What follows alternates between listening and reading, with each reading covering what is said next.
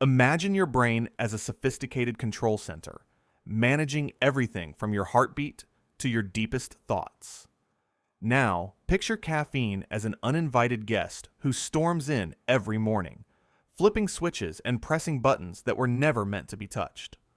Most people think of their morning coffee as harmless fuel, a small pleasure that kickstarts the day. But what's actually happening inside your skull is far more complex and far more troubling than anyone realizes. Every time you drink coffee, tea, or energy drinks, caffeine molecules race to your brain and attach themselves to adenosine receptors. Adenosine is your brain's natural signal for tiredness, the chemical that whispers, "It's time to rest." But caffeine doesn't just block this signal. It hijacks the entire system. Your brain thinks it's alert and energized, when in reality, you're just masking exhaustion. It's like covering the low fuel warning light in your car and pretending the tank is full. The engine keeps running, but you're borrowing energy from reserves that will eventually run dry. Here's where it gets darker. Your brain isn't stupid. When it realizes that adenosine can't do its job because caffeine is blocking the receptors, it responds by creating more receptors. More receptors mean you need more caffeine just to feel normal. This is tolerance, the slow creep of dependency that happens so gradually you never notice you've become addicted. What started as 1 cup becomes 2, then 3, then you can't function without it. You're not energized anymore. You're just avoiding withdrawal. The truly frightening part is how invisible this dependency becomes. Most people drinking their 3rd coffee of the day don't see themselves as dependent on a psychoactive drug. They see themselves as productive, focused, and functional. But strip away the caffeine, and the truth emerges. The brain has been running on emergency protocols for so long that it's forgotten how to generate real, sustainable energy. Scientists have found that chronic caffeine consumption doesn't just create dependency, it fundamentally alters brain chemistry. Sleep architecture crumbles. Anxiety baselines rise. The stress response system becomes hypersensitive, firing alarm bells at the smallest provocation. Your brain is essentially living in a state of controlled chaos, and you've mistaken that chaos for normal. But here's the real twist. What happens in the first 48 hours without caffeine might feel like absolute torture, but what your brain accomplishes by day 30 could change everything you thought you knew about energy, focus, and what your mind is truly capable of. The first 72 hours are brutal. Let's not sugarcoat it. Within 12 to 24 hours of your last cup, the headaches begin. They're not ordinary headaches. They're deep, throbbing waves of pain that seem to wrap around your entire skull. This happens because caffeine constricts blood vessels in the brain, and when it's suddenly gone, those vessels dilate rapidly. The sudden rush of blood flow triggers pain receptors, creating what feels like a vice tightening around your head. But the headaches are just the beginning. By hour 24, fatigue hits like a tidal wave. You feel like you could sleep for days. Your thoughts move through thick fog, every mental task requiring twice the effort it normally would. Simple decisions become exhausting. Your body feels heavy, as if gravity itself has increased. This isn't weakness. It's your brain finally confronting the massive sleep debt you've been masking for months or even years. All that adenosine you've been blocking comes flooding back at once, screaming at you to rest. Between hours 24 and 48, irritability peaks. Small frustrations feel monumental. Your patience evaporates. Colleagues, family members, even strangers seem unbearably annoying. This isn't a personality flaw. It's neurochemistry. Your brain has been relying on caffeine to artificially boost dopamine and adrenaline. Without that chemical support, your mood regulation system staggers, trying to remember how to function independently. Research from Johns Hopkins University confirms that caffeine withdrawal is a clinically recognized condition. Studies show that 50% of regular caffeine users experience moderate to severe withdrawal symptoms, and 13% experience symptoms so intense they interfere with normal daily activities. Brain imaging reveals that during withdrawal, cerebral blood flow increases by up to 30% in some regions, explaining the crushing headaches that feel almost migraine-like. By hour 72, you reach a plateau. The symptoms don't necessarily improve yet, but they stop getting worse. Your brain is in full recalibration mode, desperately trying to balance neurotransmitter levels without its daily chemical crutch. Adenosine receptors, which multiplied over months of caffeine exposure, begin the slow process of downregulating. There are too many receptors and not enough blockage, which is why you feel so overwhelmingly tired. But while you're suffering on the surface, something remarkable is happening underneath. Your brain is remembering. It's rediscovering pathways for natural energy production that have been dormant for years. The circadian rhythm, that ancient biological clock governing sleep and wakefulness, starts to recalibrate itself. The storm you're experiencing isn't destruction, it's reconstruction. And what emerges on the other side might surprise you more than the suffering itself. Here's what most coffee lovers don't realize. While you're enjoying that morning boost, caffeine is quietly sabotaging your brain in ways you never see coming. The damage accumulates silently, year after year, until the effects become impossible to ignore. Let's start with sleep, the foundation of brain health. Even if you stop drinking coffee at noon, caffeine remains in your system for hours. Studies show that consuming caffeine 6 hours before bed reduces deep sleep by more than 20%. Deep sleep is when your brain cleans itself, removing toxic waste products and consolidating memories. Without enough deep sleep, your brain literally ages faster. You might fall asleep just fine, but the quality of that sleep is destroyed. You wake up feeling unrested because your brain never got the maintenance time it desperately needed. Then there's anxiety. Caffeine triggers your adrenal glands to pump out cortisol and adrenaline, the same stress hormones released when you face danger. Your body enters fight or flight mode, heart racing, palms sweating, mind spinning. For people who drink multiple cups daily, this stress response never fully shuts off. Your baseline anxiety rises so gradually that you don't notice it happening. You just accept feeling on edge as normal. Research from the Journal of Psychiatric Research found that people who consume more than 400 milligrams of caffeine daily, about 4 cups of coffee, show significantly higher anxiety scores than non-consumers. Memory suffers too. The hippocampus, your brain's memory center, relies on quality sleep to transfer information from short-term to long-term storage. When caffeine disrupts your sleep architecture, this transfer process breaks down. You study, you work, you learn, but the information doesn't stick the way it should. Over time, this creates a foggy sensation where recalling details becomes harder and harder. Perhaps most concerning is what caffeine does to your dopamine system. Dopamine is your brain's reward chemical, the neurotransmitter that makes you feel pleasure and motivation. Caffeine artificially spikes dopamine levels, which feels great in the moment. But your brain adapts by becoming less sensitive to dopamine overall. This means natural pleasures, like enjoying a meal or spending time with friends, provide less satisfaction. You need bigger hits of stimulation to feel good. It's the same mechanism behind addiction. The frightening truth is this: your brain has been running on stress hormones disguised as productivity. What feels like focus and energy is actually your nervous system in overdrive, borrowing from tomorrow's reserves to pay for today's performance. You're not thriving, you're surviving on emergency fuel. But within 30 days of quitting, this hidden damage begins to reverse in ways that might completely transform how you think and feel. By day 4 or 5, something shifts. The worst of the withdrawal headaches fade into dull background noise. Your energy is still unpredictable, swinging from surprising alertness to sudden exhaustion. but the crushing fatigue begins to lift slightly. This is your brain's adaptation phase, the awkward middle ground between dependence and freedom. You're no longer in crisis mode, but you're not yet stable either.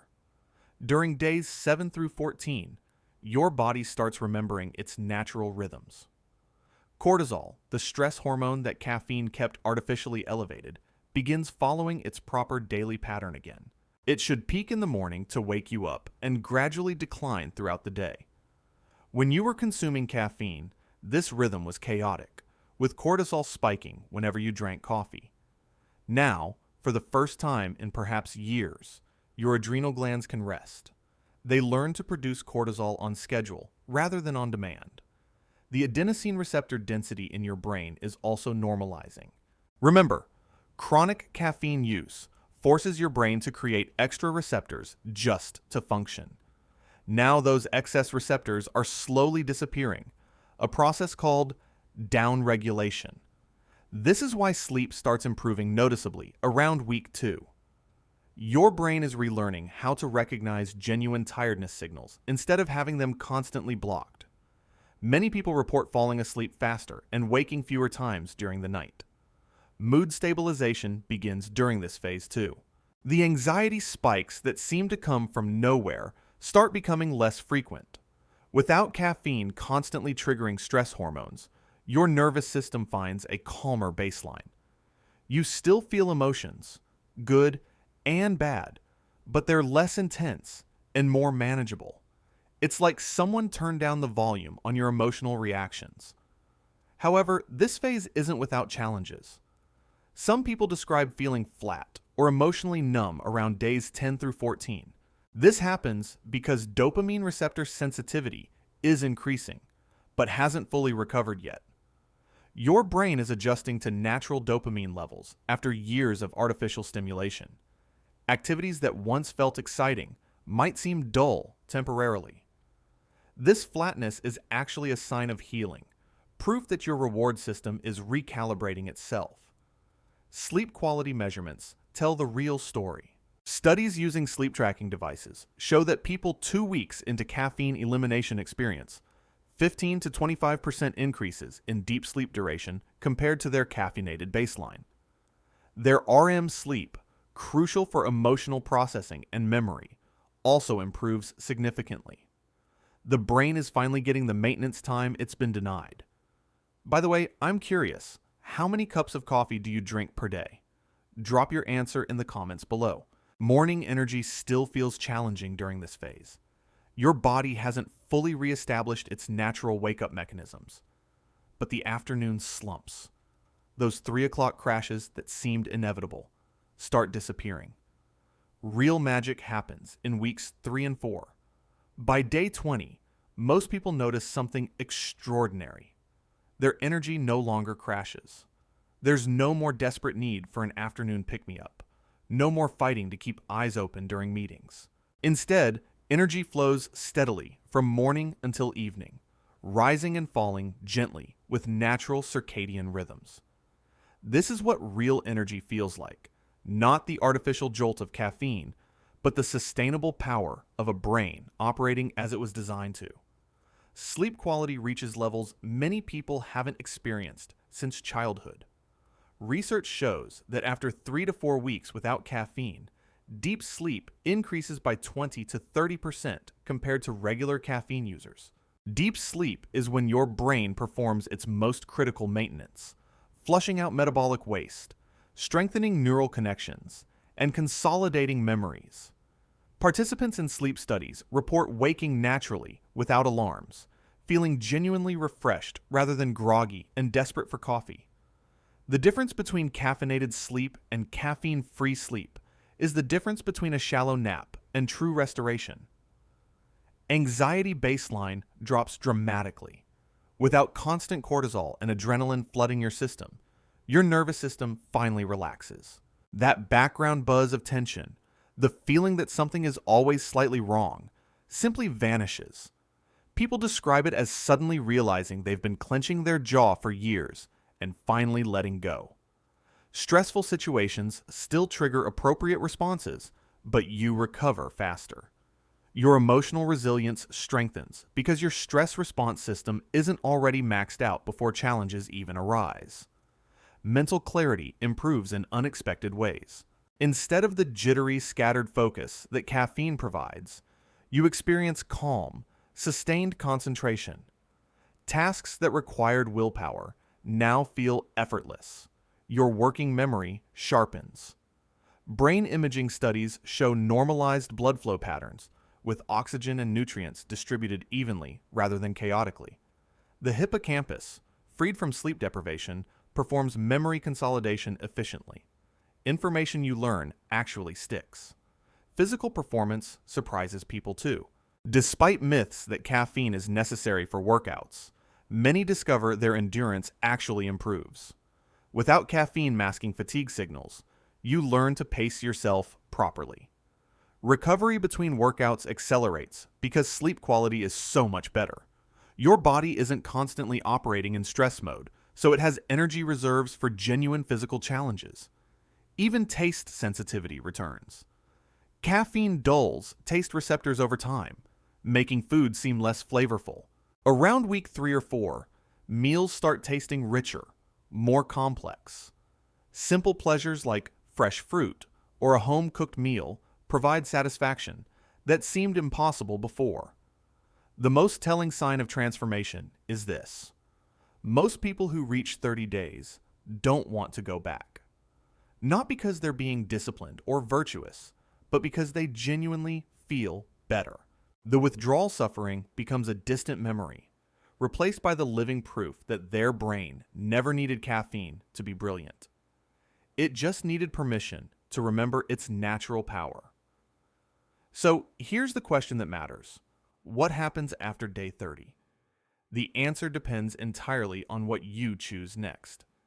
If you stay caffeine-free, the benefits you've experienced become permanent.